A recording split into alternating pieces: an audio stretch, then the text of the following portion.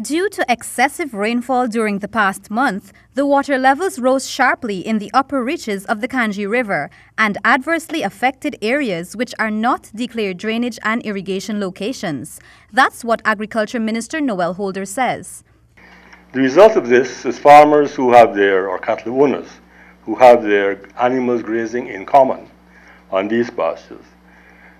The pastures are totally inundated. Normally, this area would drain into the Kanji, but now the Kanji is overflowing its banks and flooding them out. So the cattle populations, to some extent, are in jeopardy.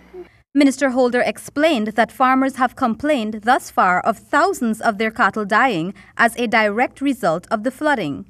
That is an area of concern because it's not a DNI area. It cannot be drained into the Kanji because the Kanji is now overflowing. So we've had to send a battery of engineers to look at the system and see what could be done. And what we have done is essentially to put a number of additional pumps. Meanwhile, in Region 9, many locations are underwater, but along the entire coast, water has actually receded except in Region 6. Water has receded in Region 7 and 8, and there is minor flooding in Region 10. That's according to Director General of the Civil Defense Force, Chabilal Ramsarup. But what we discovered is that the water in the Rio Branco is rising because of heavy rainfall in North Brazil.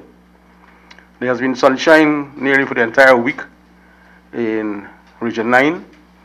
The water has fallen somewhat in the Letem area, but all the other sub-regions are flooded.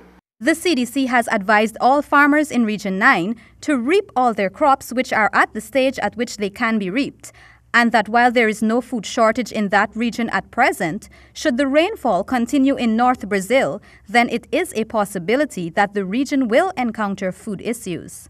Reporting for HGP Nightly News, I am Kristen Macklingam.